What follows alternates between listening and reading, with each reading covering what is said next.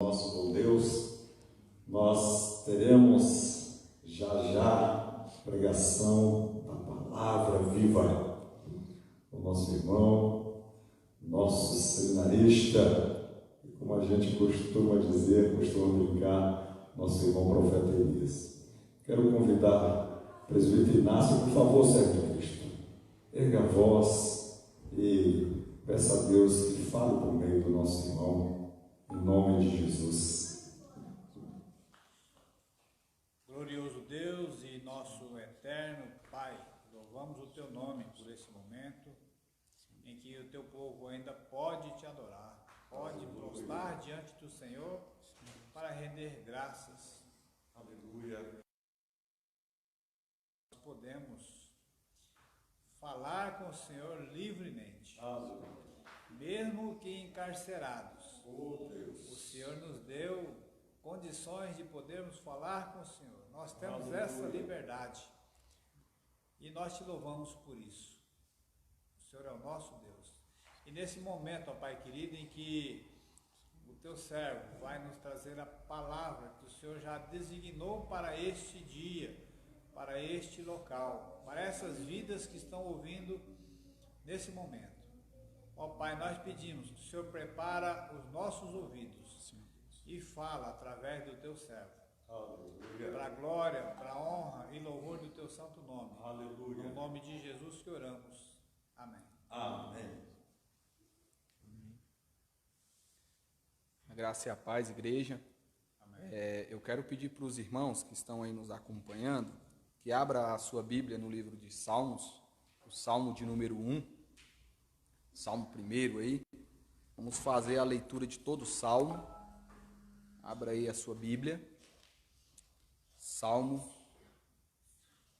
livro de Salmos, primeiro Salmo da Bíblia aí, os justos e os ímpios. Diz assim, do versículo 1 até o versículo de número 6. E aí eu vou pedir para você deixar aí a sua Bíblia aberta, aí no Salmo 1. E nós vamos pensar um pouco sobre o que esse salmo nos ensina. Diz assim: bem-aventurado o homem que não anda no conselho dos ímpios, não se detém no caminho dos pecadores, nem se assenta na roda dos escarnecedores. Antes, o seu prazer está na lei do Senhor, e na sua lei medita de dia e de noite.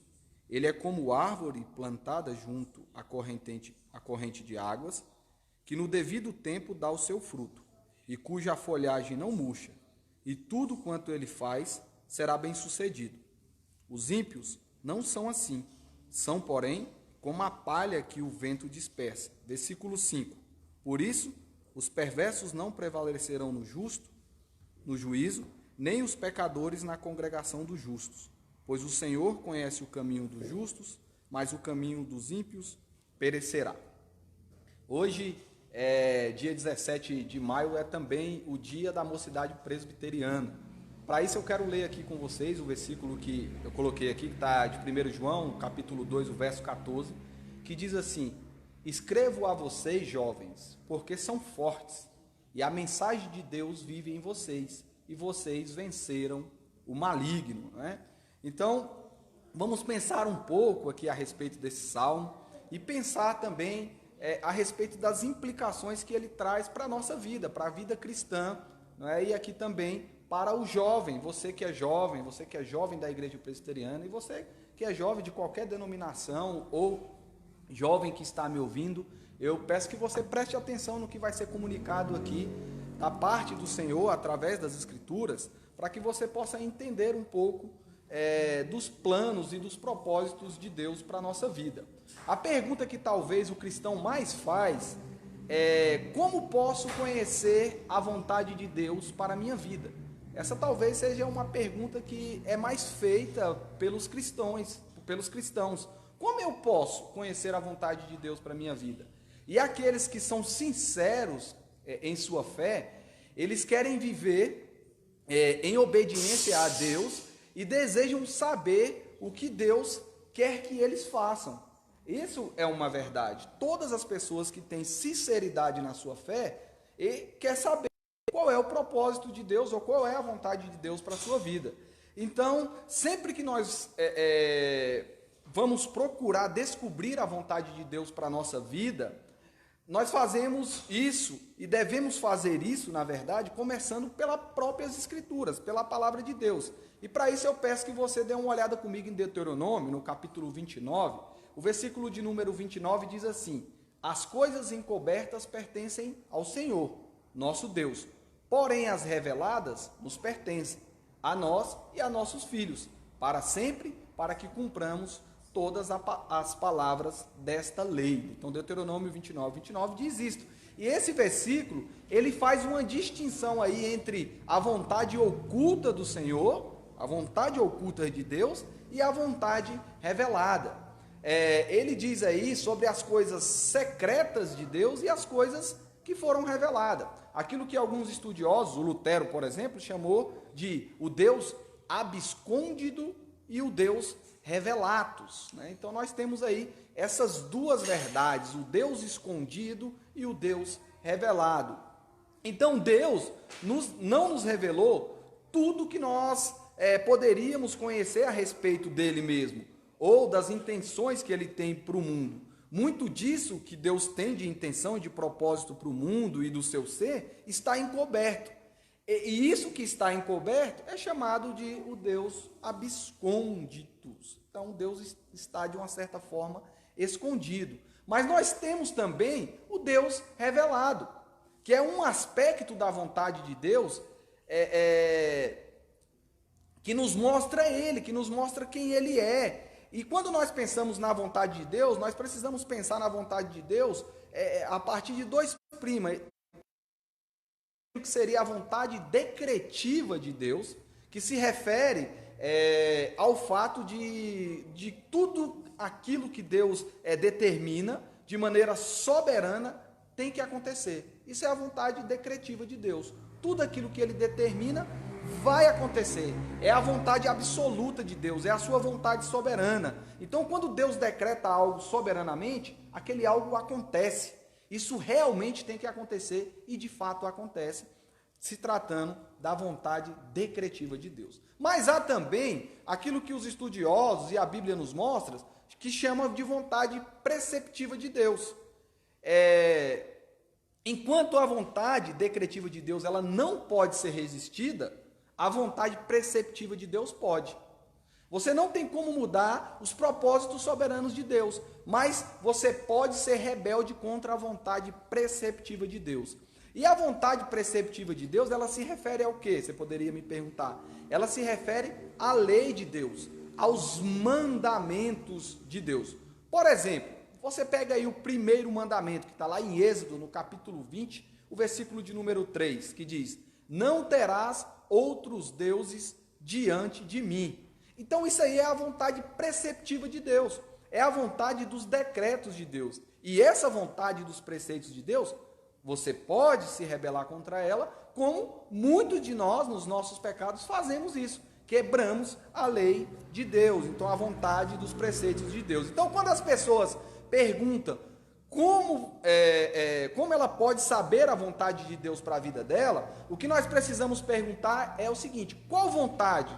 De qual vontade você está falando? Você está falando aberta? A vontade dos decretos? Ou você está falando da vontade revelada, a vontade preceptiva de Deus? Né? Então a gente precisa trabalhar isso. Se você estiver falando da vontade encoberta de Deus, quando você pergunta pelos planos e os propósitos de Deus, nós precisamos entender que essa vontade de Deus ela está oculta. E a maioria daqueles que fazem perguntas sobre a vontade de Deus para a sua vida, essas pessoas estão lutando para saberem o que fazer em algumas situações específicas da vida. Às vezes a pessoa está querendo saber aonde que vai morar, com quem vai casar, quantos filhos vai ter, coisas do tipo, né? Se eu fui chamado ou não para a pregação do Evangelho de maneira especial, se eu fui chamado para o ministério ou não. E tantas coisas que nós podemos pensar, se eu devo morar em Brasília, no Rio de Janeiro, isso tem a ver com a vontade oculta de Deus, né? Então a maioria das pessoas que fazem esse tipo de pergunta, nós podemos dizer para ela o seguinte: nós não podemos ler a mente de Deus nesses casos, né? Nós podemos ler a palavra de Deus, que me dá aqui a vontade revelada dele. E aprender essa vontade aqui e ir me conformando com ela e saber que essa tarefa de me conformar com a vontade de Deus revelada vai durar a vida inteira. Então, nós podemos nos ajudar nisso, lutar para entender o propósito de Deus, nesse sentido mais amplo que eu estou falando da vontade dos decretos para a nossa vida, mas nós não conhecemos a vontade oculta de Deus. Olha o que Calvino disse a respeito disso. Ele diz, quando Deus fecha a boca, nós devemos parar e não seguir adiante. Quando Deus fecha a boca, nós devemos parar e não seguir adiante. Então, a vontade oculta de Deus não é negócio nosso, não é negócio da humanidade. Lá no seu sermão profético, no capítulo 24 de Mateus, no versículo 36, que está escrito assim, mas a respeito daquele dia e hora ninguém sabe, nem os anjos do céu, nem o Filho, senão o Pai. Jesus está falando sobre o dia da vinda dele e fala assim, ó, só o Pai sabe desse dia. O dia é exato, a hora é exata da minha volta. Então, é um assunto exclusivo de Deus. E a vontade dos decretos de Deus está nessa categoria, um assunto exclusivo de Deus. Nós precisamos entender, meus irmãos, e não ficar triste com isso, de saber que nós não podemos desvendar o futuro, porque Deus, ele se condescendeu em falar conosco. Nós não descobrimos Deus.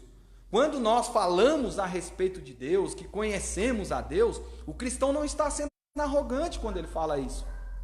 Nós estamos apenas nos apoiando na revelação que Deus faz de si mesmo. Na verdade, o cristão, quando diz conhecer Deus, ele está sendo humilde, reconhecendo e aceitando a revelação que Deus faz de si mesmo. Sendo, vamos dizer assim, levando Deus em consideração e considerando que essa revelação é digna de aceitação, porque ela é verdadeira. O Espírito Santo inspirou aqui os autores bíblicos e nos deu a vontade de Deus aqui nas Escrituras. Então o cristão não descobriu Deus, não desnudou Deus. Deus se condescendeu.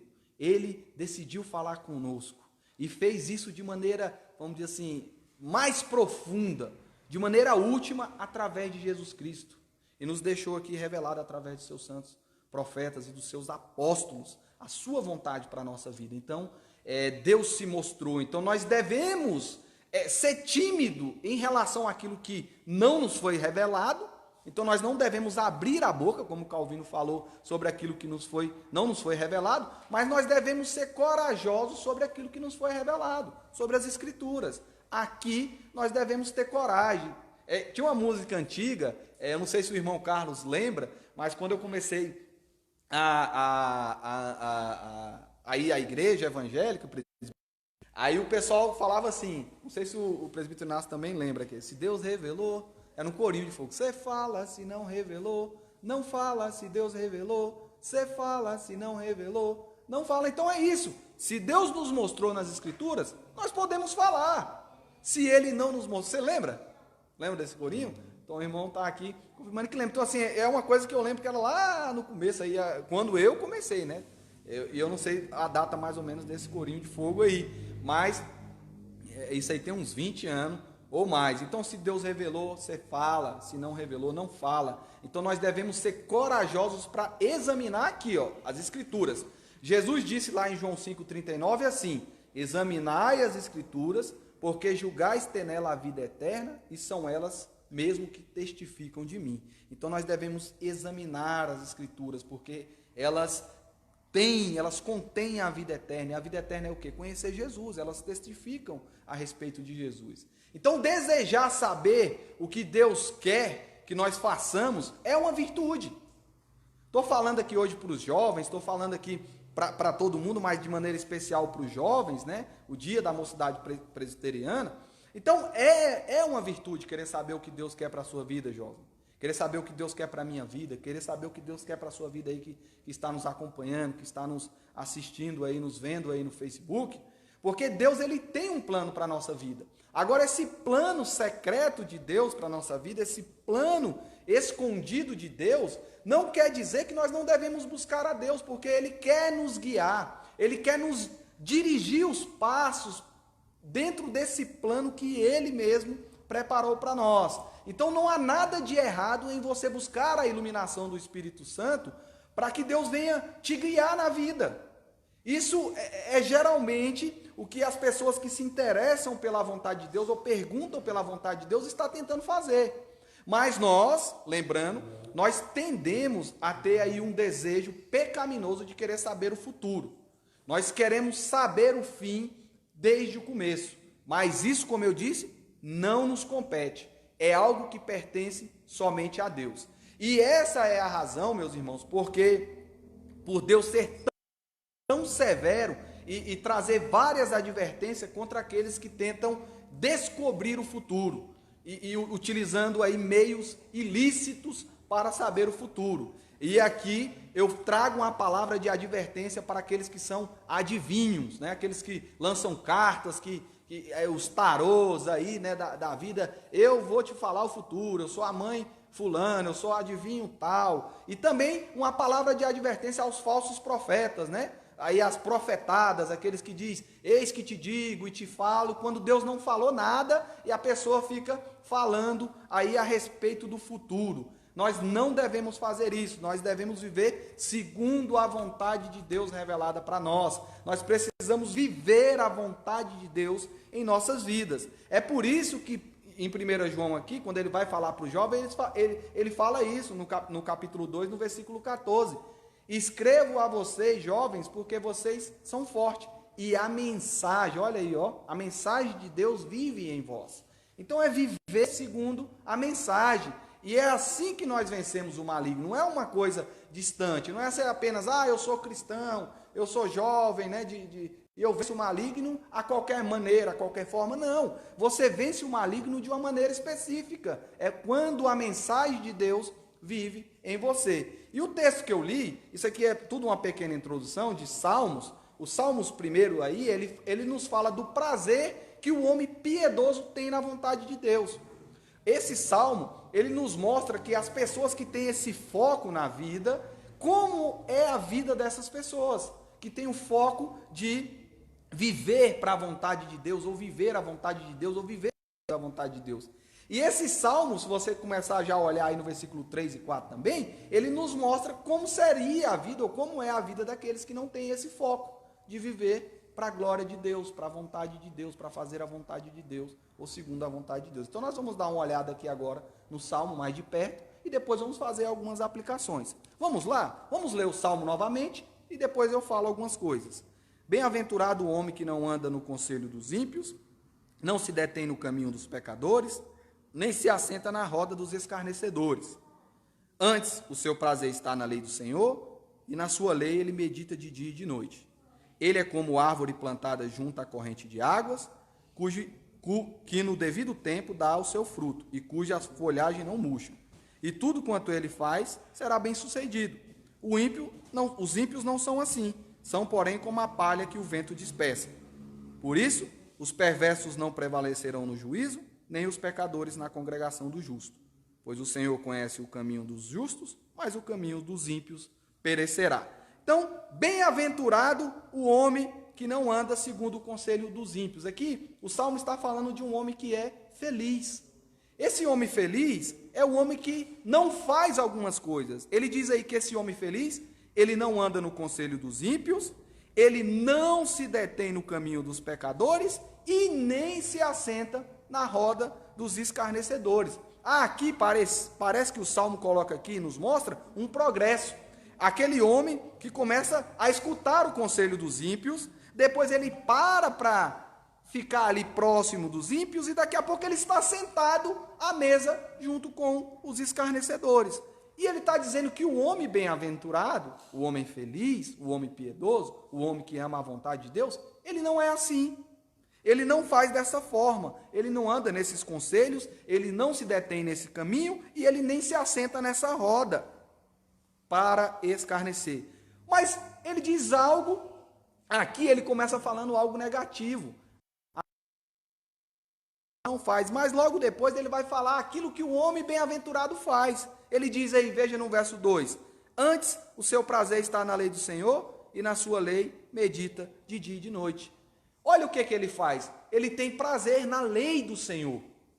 Ele medita de dia e de noite na lei do Senhor. Ele pensa o tempo todo na lei do Senhor. O Salmo começa dizendo o que o homem bem-aventurado não faz, mas agora passa a dizer o que ele faz. O que ele faz? Ele medita na lei de Deus. Ele tem prazer na lei de Deus. Aqui algo interessante, que não apenas o homem faz aquilo que agrada a Deus, mas ele tem um prazer. Porque quando nós fazemos aquilo, vou dizer assim, quando nós, de uma certa forma, cumprimos a lei de Deus, mas sem prazer, isso é hipocrisia. Jesus falou, muitos de vocês me honram com as suas bocas, mas o seu coração está longe. Mas aqui o salmista não é assim. O salmista é alguém que tem prazer, que tem alegria em cumprir a lei de Deus. É muito interessante isso. E aí ele começa a falar o resultado disso, desse homem que não faz as coisas, que não anda no conselho do ímpio, que não se detém no caminho dos pecadores e que nem se assenta na roda dos escarnecedores. Pensa na lei de Deus, que tem prazer na lei de Deus, que medita na lei de Deus. Ele diz que esse homem, ele é como uma árvore plantada junto à corrente de águas e que no devido tempo dá o seu fruto. Está vendo? É uma árvore boa, é uma árvore que dá fruto e as folhas dela não murcham. Então é uma pessoa constante, é uma pessoa que tudo quanto ela faz é bem-sucedido. Bem-sucedida aqui no sentido de que ela é fiel, ela confia no Senhor, ela vive segundo a palavra de Deus. E aí ele vai dizer como são os ímpios. Se o justo, que não anda naquele caminho que o ímpio está andando, mas que tem o prazer na lei de Deus, ele é como uma árvore plantada a ribeiros juntos de água, como que é o ímpio que anda escarnecendo? Como que é o ímpio que traz conselhos ruins? E como que é o ímpio que se assenta na roda e fica falando um monte de bobagem? Ele diz que o ímpio não é assim. Ele é como uma palha que o vento dispersa. Então ele é algo que é levado pelo vento. Ele é como uma palha. Vamos dizer assim, uma comparação aqui interessante, né? Uma árvore bonita, frondosa, perto de um ribeiros de água, que dá fruto, que as folhas não murcham. Esse é a vida do justo, que medita na lei de Deus. E a do ímpio é como uma palha seca, que está sendo levado pelo vento. E aí ele diz o resultado disso, do ímpio viver como ele vive. Ele diz que o ímpio, o perverso, ele não vai prevalecer no juízo. Daquilo que nós estamos vivendo aqui, o salmista atina diretamente para o juízo final. Ele fala, tem um resultado de você viver como justo e tem um resultado de você viver como o ímpio. Se você vive como um ímpio, o ímpio não vai prevalecer no dia do juízo. Nem os pecadores na congregação do justo. Os ímpios, aquilo que Jesus falou, aparta-te de mim, maldito. Vai separar as ovelhas dos cabritos. É isso aqui, a ideia é essa. Os pecadores não vai prevalecer na congregação do justo. As ovelhas que são justas, que viveram no caminho do Senhor, meditaram na palavra de Deus, confiaram em Jesus Cristo, vão ser separadas. Esse é o entendimento. E aí ele termina, porque o Senhor conhece o caminho do justo. O conhecer aqui, meus irmãos, é um sentido pactual. Deus está aliançado com o justo. Deus escolheu o justo. Deus nos escolheu desde toda a eternidade e preparou obras para que nós andássemos nela. É por isso que desde o começo do Salmo, ele começa dizendo como o justo anda. Porque Deus preparou essas obras para que o justo andasse. E Deus aliançado conosco, nos conhecendo, o sentido aqui de conhecer é o sentido de aliança. Nos conhecendo, não é? Nós estamos bem em Cristo, estamos justificados em Cristo. Mas o caminho do ímpio perecerá. Já Deus não tem aliança, condenado, será lançado para fora da presença de Deus eternamente. É um salmo muito profundo, é muito interessante pensar isso no dia de hoje, que nós estamos falando sobre o dia da mocidade presbiteriana também. Os jovens aí, olha jovem, atente para esse salmo. Quantas verdades ele nos falam aqui da maneira como nós que somos cristãos devemos viver. Então, na congregação do justo, os ímpios não vai prevalecer, pois o Senhor conhece o caminho do justo. O Senhor tem uma aliança com o seu povo. O Senhor escolheu o seu justo. E ele está bem, está seguro, ele é bem-aventurado, ele é feliz. Já os ímpios não são assim. E aí eu quero fazer rapidamente algumas aplicações dessas verdades aqui para que nós possamos finalizar esse pequeno meditação aqui nas Escrituras. Meus irmãos, a vontade de Deus, nós devemos fazer isso, harmonizar a vontade de Deus com a nossa vocação, o nosso chamado. Todos nós somos chamados por Deus, então nós devemos aplicar a lei de Deus, a palavra de Deus em todas as áreas da nossa vida, né? E hoje também é o Dia Internacional da Família, como o presbítero Inácio falou hoje pela manhã, e isso nos diz que aquilo que Deus nos revelou para nós, Ele não nos revelou somente a nós, mas Ele também nos revelou aos nossos filhos. Deus se agradou em revelar certas coisas e nós temos o privilégio de compartilhar essa verdade revelada de Deus com os nossos filhos.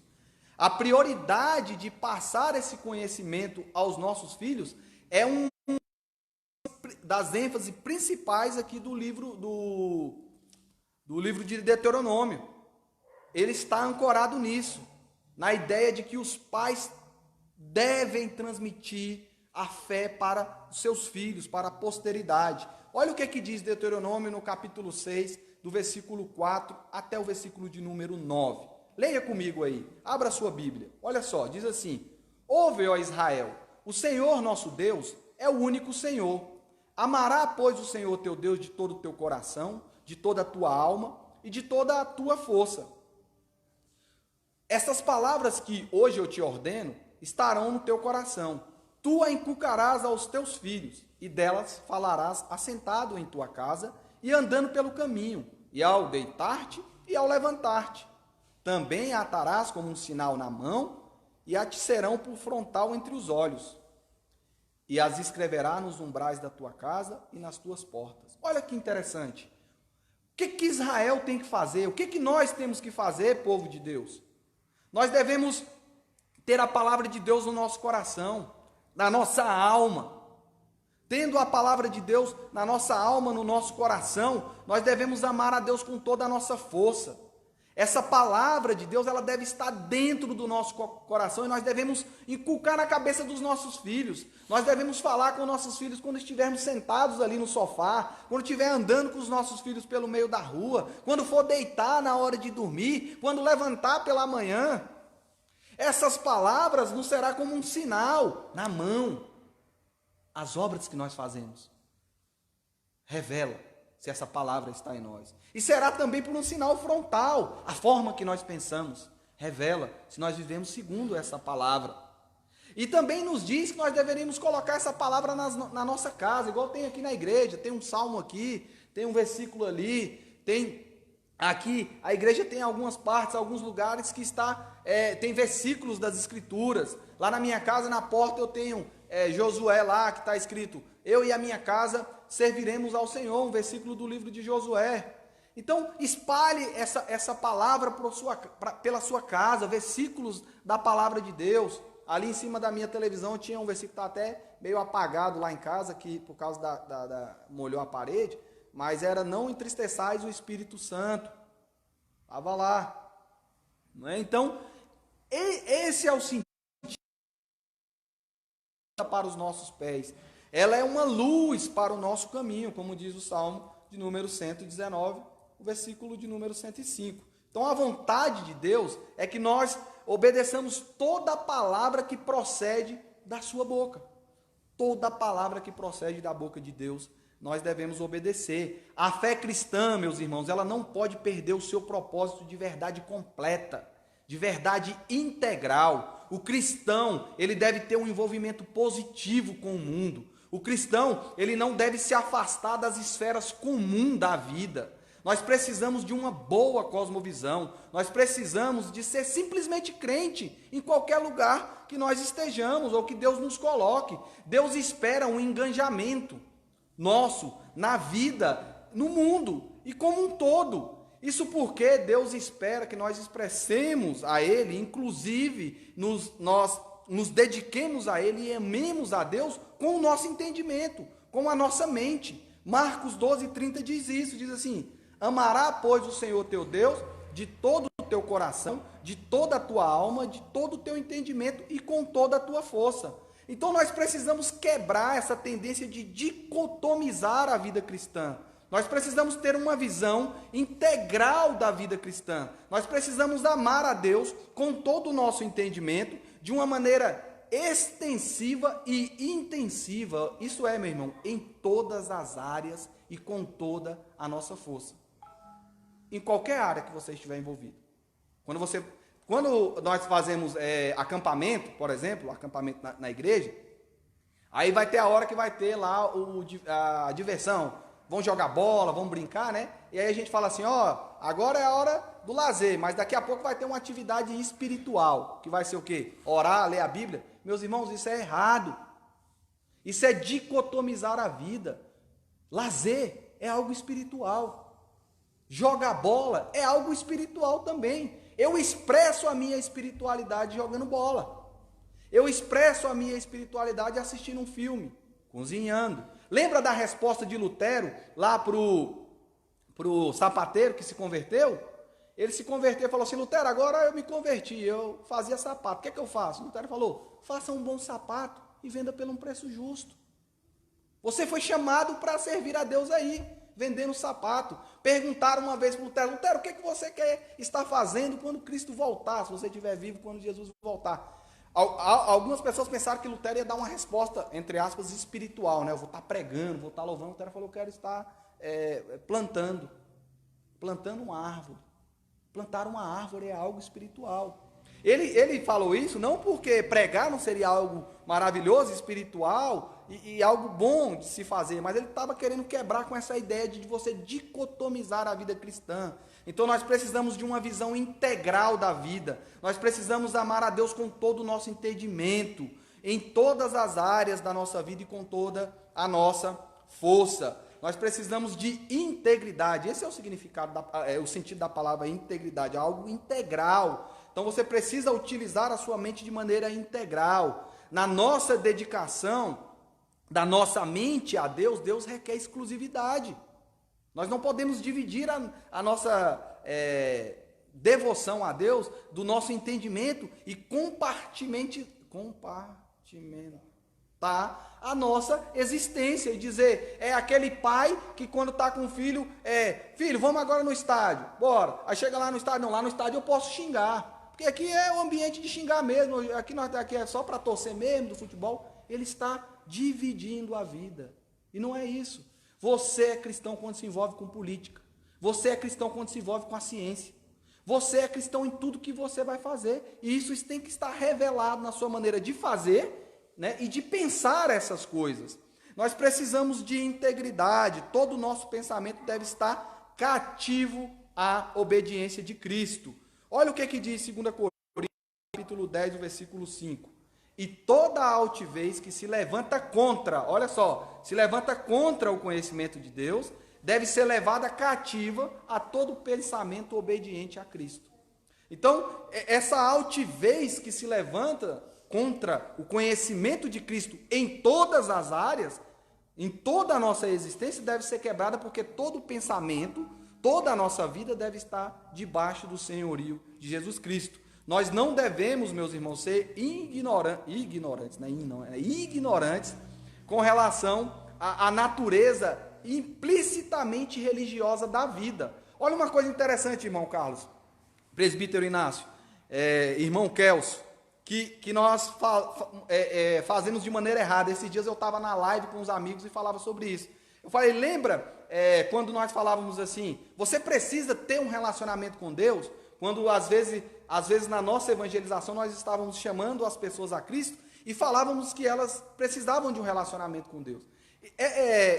Falar dessa forma é um pouco, vamos dizer assim, não está em pleno acordo com a mensagem do Evangelho. Por quê?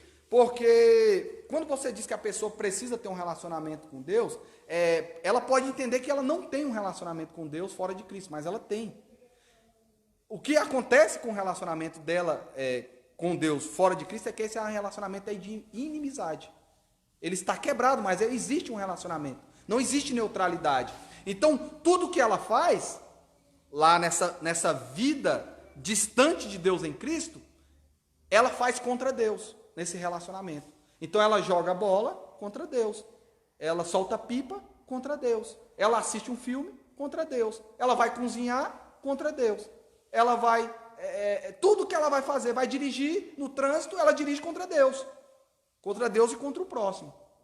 Não é? Então, é errado dizer assim para as pessoas, você precisa de o certo seria dizer, você precisa de um relacionamento acertado com Deus. E esse relacionamento acertado com Deus está em Cristo Jesus. Porque todos nós estamos num relacionamento com Deus. Esse relacionamento pode ser de amizade, de paz em Cristo, ou de inimizade sem Deus em Cristo. Não é? Então, a fé, ela precede todas as coisas. O ser humano, ele é um ser essencialmente religioso.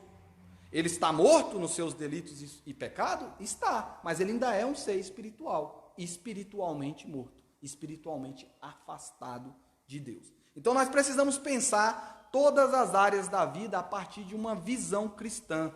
Nós precisamos de uma atitude de vida coerente para trazer glória ao perfeito Criador que está por trás de toda essa bela criação. Nós precisamos servir os nossos semelhantes de maneira justa. E só vamos fazer isso se tivermos uma cosmovisão bíblica, um pensamento voltado para Deus em Cristo.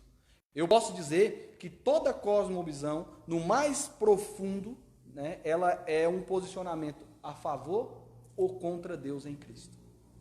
Em tudo, meus irmãos, que nós fazemos. Tudo. Pensa em tudo que você faz na sua vida. Você, em última instância, né, lá no Supremo, você está tomando aí uma decisão a favor ou contra Deus em Cristo. E aí eu quero te convidar a ter um relacionamento acertado com Deus. Se você ouviu essa mensagem, se você está acompanhando o raciocínio que foi aqui levado, que eu trouxe aqui para que nós pensássemos a respeito de uma vida integral, a partir das Escrituras, do homem bem-aventurado, do homem justo em Cristo, eu quero te convidar, você aí na sua casa, onde você está me ouvindo, a você orar comigo agora, e você coloque a sua fé em Cristo Jesus. Se você não tem um relacionamento acertado com Deus em Cristo, arrependa-se dos seus pecados, coloque a sua fé em Cristo, coloque a sua confiança em Jesus Cristo e tenha, a partir de hoje, busque uma cosmovisão bíblica, uma cosmovisão em todas as áreas da sua vida a favor de Deus em Cristo. Vamos orar? Oremos.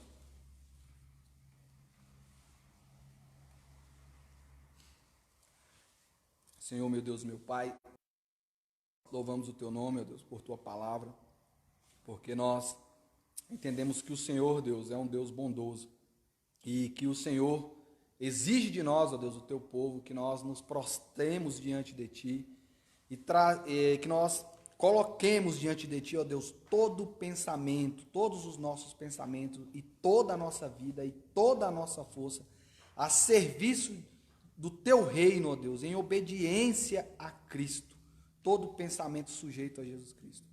Então eu quero te pedir, ó Deus, que o Senhor nos ajude como Teu povo, como Tua igreja, a viver de maneira integral para Ti, ó Deus, em todas as áreas das nossas vidas, ó Senhor. Que o Senhor, ó Deus, possa se assenhorar da nossa vida, o Teu Santo Espírito se assenhorar da nossa vida, segundo a Tua palavra, em todas as áreas da nossa vida, que nós possamos estar prostrados diante de Ti, reconhecendo o Teu senhorio, reconhecendo a Tua vontade, que é boa, perfeita e agradável para as nossas vidas. Fica conosco, ó Deus, perdoa os nossos pecados. Nós oramos assim no nome de Jesus e para a glória de Jesus. Amém.